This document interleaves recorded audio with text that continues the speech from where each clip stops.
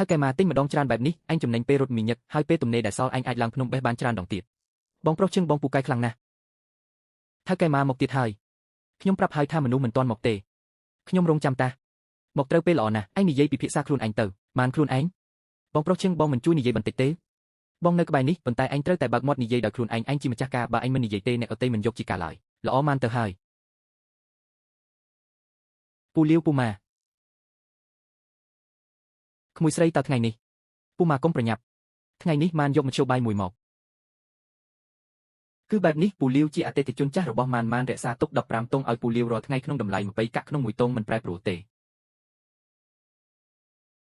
ពូម៉ាជាអតិថិជនថ្មីផ្កាដែលសល់រាល់ថ្ងៃម៉ានលក់ឲ្យពូម៉ាប៉ុន្តែប្រសិនបើពូម៉ាទិញចាប់ពី15ទង់ឡើងទៅក្នុងម្ដងម៉ានលក់ឲ្យពូម៉ាក្នុងតម្លៃថោក18កាក់ក្នុងមួយទង់18កាក់ចាស់ប៉ុន្តែលុះត្រាតែទិញចាប់ពី10ទង់ឡើងទៅក្នុងម្ដងទើបគិតបែបនេះបើទិញតែ3ទង់ឬ5ទង់គឺនៅតែ20កាក់ដែរមួយថ្ងៃយ៉ាងហោចណាស់15ទង់ឡើងទៅមួយថ្ងៃអាចសំចៃបាន30កាក់មួយខែស្ទើរតែបានប្រាក់7ចិនរឿងនេះក៏ល្អដែរប៉ុន្តែមានលក្ខខណ្ឌមួយលក្ខខណ្ឌអ្វីពូម៉ាត្រូវប្រាប់ម៉ានមុនមួយថ្ងៃថាត្រូវការប៉ុន្មានមិនអាចសុកទា100ទង់ភ្លាមទេម៉ានរកឲ្យមិនទាន់ទេបានខ្ញុំនឹងប្រាប់មុនមួយទៀតមិនអនុញ្ញាតឲ្យប្រាប់អ្នកក្រៅថាទាំងឫស្សីរបស់ម៉ានបានមកពីណានោះទេហេតុអ្វីបើអ្នកអតីដឹងថាភ្នំរបស់ម៉ាននៅឯណាហើយមកបេដែរនោះម៉ានមុខជាគ្មានសល់អ្វីឡើយមានហេតុផលបានមិនប្រាប់ទេអញ្ចឹងព្រមព្រៀងគ្នាហើយណារៀបរយហើយពួកគាត់យល់ព្រមទាំងអស់ហើយមិនអាក្រក់ទេបងប្រុសឈៀងម៉ានពូកែណាស់មែនទេពូកែប៉ុន្តែអំបញ្ញមិញឯងខ្វះមួយចំណុចណាថ្ងៃទូទាត់ប្រាក់ឯងមិនបាននិយាយថាពេលណាត្រូវឲ្យលុយទេក្រែងលោថៅកែមកពន្យាពេលមិនព្រមឲ្យធ្វើម៉េចភ្លេចបាត់មិនអីទេចាំបន្ថែមតាមក្រោយបងនឹងជួយសរសេរឲ្យលើកក្រោយជួបគ្នាចាំឲ្យពួកគាត់ចុះហត្ថលេខានិងផ្តិតមេដៃចុះហត្ថលេខានិងផ្តិតមេដៃជាអ្វីគឺសរសេរលើក្រដាសខ្មៅច្បាស់លាស់គ្មាននរណាអាចក្រឡាស់សម្ដីបានឡើយអស់ចាមែនក្មេងទាំងពីរនាក់នេះបើថ្ងៃមុខចាប់ដៃគ្នារកស៊ីថៅកែទាំងអស់ក្នុងក្រុងមុខជាត្រូវញាប់ញ័រមិនខានម៉ែប្រអប់នោះស្អាតណាស់ស្អាតមែនគេទុកសម្រាប់ដាក់កាដូជូនគេចុះហេតុអ្វីបានជាតិពាងឫស្សីរបស់យើងមិនដាក់ក្នុងប្រអប់ដាក់តែក្នុងកញ្ជើមើលទៅមិនស្អាតសោះយើងឯណាមានប្រអប់បែបនោះពុកចេះធ្វើតាពុកជាជាងឈើពុកពុកចេះធ្វើប្រអប់តូចទេប្រអប់អ្វីរៀង4ជ្រុងប៉ុននេះស្អាតទុកដាក់ពាងឫស្សីនិងបន្លែប្រចាំរដូវរបស់យើងឯងចង់បានរៀងបែបណាបែបនេះខាងលើមានគម្របពេលបើកមកខាងក្នុងមានទ្រពរបស់ទុនដាក់ពាងឫស្សីចូលទៅមិនងាយបាក់រឿងនេះមិនពិបាកទេចាំពុកធ្វើឲ្យមែនទេពុកពូកែជាងគេហើយកុំប្រញាប់ចាំពុកគិតមើលថាត្រូវប្រើឈើអ្វីពុកប្រើឈើនោះទៅឈើនោះមានក្លិនក្រអូបប្រើឈើមួយនេះឬឈើនេះល្អទុកសម្រាប់ធ្វើគ្រឿងឈើធំធ្វើប្រអប់តូចទៅល្អប្រអប់ក្រអូបរបស់ដែលដាក់ក្នុងនោះក៏ក្រអូបតាមដែរពេលភ្ញៀវបើកមកធំក្លិនប្រអប់ឈើមុនបន្ទាប់មកធំក្លិនពាងឫស្សីពីរមុខបញ្ចូលគ្នារឹតតែមានតម្លៃថ្លៃក្បាលក្មួយឯងនេះរៀនមកពីនរណាម៉ានគិតឃើញខ្លួនឯងតាម៉ានល្ងងគិតបានតែប៉ុណ្្នឹងឯងបែបនេះហៅថាល្ងងទៀតឬបានថ្ងៃនេះពុកចាប់ផ្ដើមធ្វើចុះស្អាតណាស់ធ្វើបែបនេះពាងឫស្សីមិនងាយទង្គិចទេមើលទៅក៏ស្អាតទៀត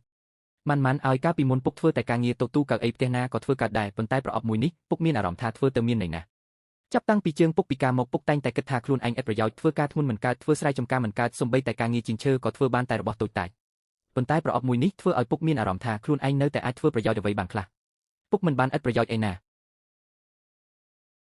ពុកស្នាដៃពុកពេលណាទើបស្ទាត់ជំនាញដល់ថ្នាក់នេះធ្វើបានរហូតនឹងគ្រាន់តែពីមុនមិនដែលគិតថាត្រូវធ្វើរបស់ទាំងនេះពុកបើពុកក្បាច់ផ្កានៅលើគម្របទៀតរឹតតែល្អមិនចាញ់ហាងឈើនៅក្នុងក្រុងទេក្បាច់ភ្នំទៅភ្នំឈីសៀនរបស់យើងធ្វើបែបនេះឲ្យតែគេឃើញដឹងភ្លាមថាជាប្រអប់របស់អ្នកភូមិយើងក្បាច់ភ្នំឬស្អាតណាស់យកមួយនេះចុះ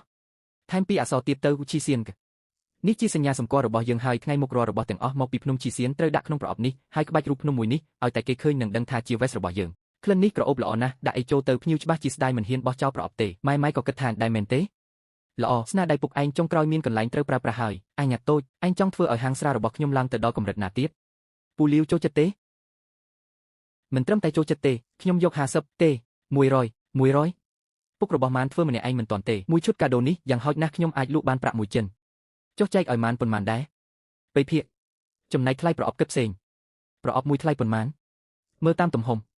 ធំ50កាក់តូច30កាក់បំពង់ឫស្សី20កាក់ឯងមើលថាយ៉ាងម៉េចដែរបានប៉ុន្តែត្រឹងឲ្យថ្លៃប្រអប់មុនមិនអាចជំពាក់ទេអ្នកណាប្រដៅឯងនៅល្បិចទាំងនេះបងប្រុសជឹងថាមិនឲ្យជំពាក់ជាច្បាប់ទម្លាប់ បានមិនជំពាក់ទេអញ្ចឹងឯងត្រឡប់ទៅប្រាប់ពុកឯងទៅធ្វើប្រអប់ធំ20ប្រអប់តូច10និងបំពង់ឫស្សី5សិនមកលុយប្រអប់ខ្ញុំបងមុនពាក់កណ្ដាលជាប្រាក់កក់ព្រមព្រៀងគ្នាហើ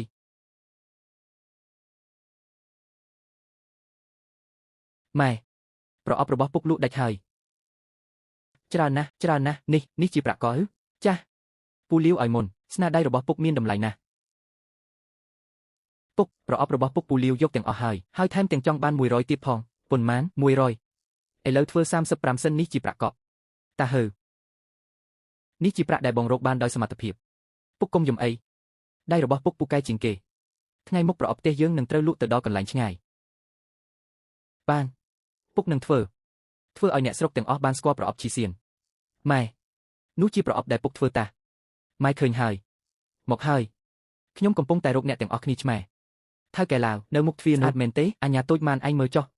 ពូលាវរបស់ឯងបានដាក់ឈ្មោះមកឲ្យប្រអប់ដែលពុកឯងធ្វើផងតាពីរោះដែរទេឈីសៀនចិនគឺរបស់ទិព្វភ្នំឈីសៀនគឺជារបស់ល្អនៅលើភ្នំឈីសៀនរបស់យើងនឹងត្រូវហើយថ្ងៃមុខរបស់ភ្នំយើងមិនហៅថាពាងឫស្សីធម្មតាឬបន្លែធម្មតាទៀតទេគឺហៅរួមថាតែគូឈីសៀនចិនតែមួយឲ្យតែលើឈ្មោះដឹងភ្លាមថាមកពីភូមិឈីសៀនរបស់យើងចុះពាងឫស្សីរបស់អ្នកដទៃវិញរបស់អ្នកដទៃហៅថាពាងឫស្សីធម្មតាចំណែករបស់យើងហៅថាគូឈីសៀនចិនគឺពាងឫស្សីទឹកកម្រិតខុសគ្នាដាច់យល់ទេថៅកែឡាវឈ្មោះម៉ាក់នេះលោកជាអ្នកដាក់ឬមិនមែនខ្ញុំទេនេះគឺអ្នកប្រុសតូចនោះជាអ្នកដាក់ឲ្យម៉ាន់មកហើយឬបងប្រុសឈិងហេតុអ្វីបានជាបងនៅទីនេះម្ដាយរបស់បងឲ្យបងមកផឹកស៊ុបបំពន់ក្រពះចៃដន្យអីថៅកែឡាវនិយាយថាចង់ដាក់ឈ្មោះម៉ាក់ឲ្យទំនិញភ្នំរបស់អ្នកទាំងអស់គ្នាបងក៏ជួយគិតបន្តិចទៅជីសៀនចិនគឺជាគំនិតរបស់បងងាយចាំទេ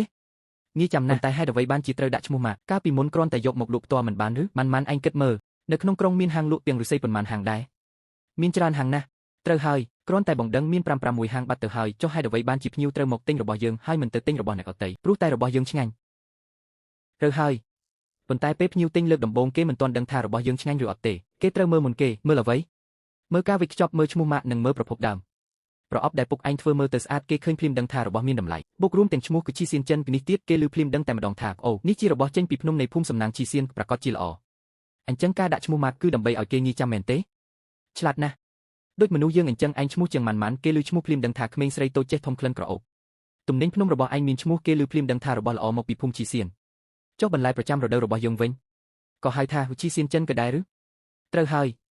យឈីសៀនចិនបន្លែប្រចាំរដូវឈីសៀនចិនពាងឫស្សីស្រស់ឈីសៀនចិនពាងក្រៀមឈីសៀនចិនសណ្ដែកទឹកសាយថ្ងៃមុខឲ្យតែមានរបស់ថ្មីគឺប្រើឈ្មោះម៉ាក់នេះទាំងអស់វ៉ាពូកែខ្លាំងណាស់ខ្ញុំប្រាប់ឯងទៅចុះអញ្ញាតូចឲ្យតែឈ្មោះម៉ាក់នេះវាចេញទៅគ្រាន់តែព្រឹកមិញនេះមានភ្ញៀវ3នាក់មកសួរខ្ញុំបាត់ទៅហើយគេសួរថាតើប្រអប់ពាងឫស្សីនេះនៅមានទៀតទេគេចង់ទិញយកទៅជូនគេជាកាដូរបស់ទាំងនេះមានអ្នកយកទៅធ្វើជាកាដូជូនគេដែរឬមិនក៏គ្មានអញមើលប្រអប់នោះទៅមើលទៅសំរុំថ្លៃធ្នូណាស់បើកមកមានប្រអប់ឈើខាងក្នុងសុទ្ធតែរបស់ល្អយកទៅដាក់មុខគេមានមុខមាត់ណាស់គ្រាន់បើជាងប្រអប់កាដូផ្លែឈើតាមហាងចាប់ហួយឆ្ងាយណាស់អញ្ចឹងប្រអប់ដែលពុកធ្វើត្រូវការច្រើនទៀតហើយប្រកាសហើយដូច្នេះហើយបានជាខ្ញុំថាពុកឯងនៅខាងនោះត្រូវប្រញាប់ដៃបន្តិចឥឡូវនេះខ្វះតែប្រអប់នឹងឯងពុកធ្វើតែម្នាក់ឯងមិនទាន់លឿនយ៉ាងនេះទេមិនបាច់ប្រញាប់ទេធ្វើតាមសម្រួលទៅប៉ុន្តែមានរឿងមួយត្រូវកំណត់ឲ្យច្បាស់លាស់មុនឈ្មោះម៉ាក់ជីសៀនចិននេះត្រូវតែបង្កើតឲ្យទៅជាផ្លូវការមិនមែនគ្រាន់តែនិយាយផ្ទាល់មកទេត្រូវតែឲ្យគ្រប់គ្នាដឹងថានេះជាម៉ាកសញ្ញារបស់ភូមិជីសៀនអ្នកដទៃមិនអាចយកទៅប្រើផ្ដេសផ្ដាសបានឡើយមិនមែនគ្រាន់តែនិយាយផ្ទាល់មកទេត្រូវតែឲ្យគ្រប់គ្នាដឹងថានេះជាម៉ាកសញ្ញារបស់ភូមិជីសៀនអ្នកដទៃមិនអាចយកទៅប្រើផ្ដេសផ្ដាសបានឡើយធ្វើដូចម្ដេចទៅរាយការណ៍នៅសាលាស្រុកកត់ត្រាទុកថ្ងៃមុខបើមាននរណាម្នាក់ខ្លាញ់បន្លំឈ្មោះគឺជីសៀនចិនយកទៅលក់យើងមានភស្តុតាងយើងគេម៉ែបងប្រុសជឹងល្អណាស់ជាក្មេងល្អម្នាក់ប៉ុន្តែម៉ាន់គេបានជួយយើងត្រូវតែចងចាំទុកម៉ានចងចាំទុកតាថ្ងៃមុខម៉ានរកបានរបស់ល្អនឹងទុកឲ្យបងប្រុសជឹងមុនគេតាចៅមកទៀតហើយឬត្រូវបោះត្រាបងប្រុសជឹងថារបស់ទិព្វភ្នំឈីសៀនរបស់យើងត្រូវទៅរាយការណ៍នៅសាលាស្រុកត្រូវមានត្រារបស់លោកតានេះចង់បង្កើតម៉ាកសញ្ញាក្រមសីលធម៌ត្រឹមត្រូវឲ្យទំនិញភ្នំរបស់ពួកឯងឬចាស់ថ្ងៃមុខអ្នកកតីមិនអាចបន្លំបានទេរឿងនេះថៅកែឡាវនិងអ្នកប្រុសតូចត្រកូលឈិនព្រមព្រៀងគ្នាហើយឬពូលាវជាអ្នកនិយាយបងប្រុសជឹងជាអ្នកជួយរៀបចំចុះឈ្មោះម៉ាកនេះជារបស់នរណាជារបស់គ្រួសារជាងរបស់ឯងឬជារបស់ថៅកែឡាវឬក៏ជារបស់អ្នកភូមិបានគិតថាជារបស់ទាំងអស់គ្នាចាស់ពាងឫស្សីនៅលើភ្នំផ្សិតក៏នៅលើភ្នំជាភ្នំរបស់អ្នកភូមិយើងទាំងអស់គ្នាម៉ានអ្នកធំក្លិនពូលូអ្នកបេះម៉ែអ្នកធ្វើទឹកជ្រលក់ពុកអ្នកធ្វើប្រអប់ពូលាវអ្នកលក់ទាំងអស់គ្នាជួយគ្នារៀបចំគឺជារបស់ទាំងអស់គ្នាថ្ងៃមុខបើគ្រួសារណាមានទំនិញភ្នំព្យួរឈ្មោះម៉ាក់នេះត្រូវតែធ្វើតាមច្បាប់របស់គ្មានគុណភាពមិនអាចព្យួរបានទេបើធ្វើឲ្យខូចឈ្មោះត្រូវតែសងសំណងបៃធួនឯងស្ដាប់មើលមីងចៅកំពុងស្រែកមីងចៅកាត់អីហ្នឹងអូយអាញាតូចម៉ានខ្ញុំចិត្តស្លាប់ហើយមីងចៅកាត់អីហ្នឹងមីងចៅមីងស៊ីផ្លែឈើមួយនេះឬគឺ ស៊ីតែពីរគ្រាប់ប៉ុណ្ណោះខ្ញុំស្មានថាជាផ្លែសានចានេះជាផ្លែហ៊ូឆាងយាយសុងថាស៊ីហើយចុកពោះវៀនខ្លាំងណាស់ធ្ងន់ធ្ងរអាចរៀករហូតដល់ខេះជាតិទឹកបាយធួនអញរត់ឲ្យលឿនទៅផ្ទះយាយសុង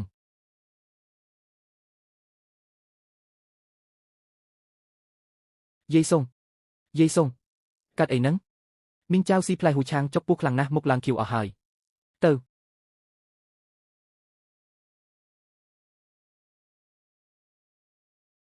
ស៊ីអស់ប៉ុន្មានគ្រាប់ពីរគ្រាប់ស៊ីតាំងពីពេលណាប្រហែលកន្លះម៉ោងមុនសំណាងហើយដែលអញសំណាងល្អស៊ីតែពីរគ្រាប់បើស៊ីពីរគ្រាប់ទៀតមិនបាច់ជួយទេដូនសុងអញកុំបំភ័យខ្ញុំអីបំភ័យឯងមកពីអញគ្មានភ្នែកមើលខ្លួនឯងតោះផឹកទៅនេះជាថ្នាំបន្សាបពុលកុំនិយាយច្រើនប្រញាប់ផឹកទៅកុំខ្ជាក់លេបចូលទៅរួចរាល់ហើយជីវិតរក្សាបានហើយមើលតាមពោះវៀនឯង3ថ្ងៃទៀតកុំញ៉ាំសាច់ផឹកតែបបទៅដូនសុងអរគុណអញហើយអរគុណខ្ញុំធ្វើអីអរគុណបានទៅបើក្មេងនេះមិនរត់ទៅប្រាប់ខ្ញុំទេអញប្រហែលជាត្រូវដេកជប់ដល់យប់ងឹតហើយមីងចៅផ្លែឈើនេះមីងបេះមកពីណាគឺបេះផ្ដេសផ្ដាស់នៅលើភ្នំនឹងភ្នំមួយណាគឺភ្នំខាងក្រោយនឹងភ្នំខាងក្រោយម៉ានធ្លាប់ទៅច្រើនដងហើយផ្លែហ៊ូឆាងដុះនៅកន្លែងដាច់ស្រយាលមនុស្សទូទៅមិនដល់ទេមីងចៅមីងដើរតាមផ្លូវដែលម៉ានចូលភ្នំមែនទេខ្ញុំដឹងបាត់ទៅហើយគួយហួរហេតុអ្វីបានជាអញមិនរៀនធ្វើរឿងល្អចេះអញ្ញាតូចម៉ានចូលភ្នំរករបស់អញក៏លួចដើរតាមពីក្រោយរៀនបានស្អីរៀនរហូតដល់ស៊ីពោខ្លួនឯងខ្ញុំអត់មានទេខ្ញុំគ្រាន់តែឃើញផ្លែឈើនោះដុះល្អក្រហមច្រាគិតថាពេលយកមកឲ្យកូនញ៉ាំ